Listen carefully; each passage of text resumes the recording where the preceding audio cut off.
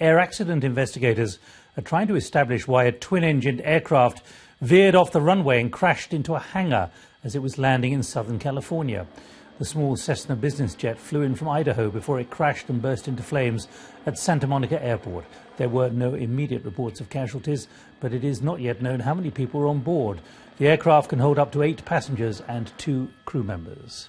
The fire caused the hangar to collapse, and during the collapse and the heat, the sheet metal kind of wrapped itself around the plane and is encasing it kind of, and to get that off is going to take a while.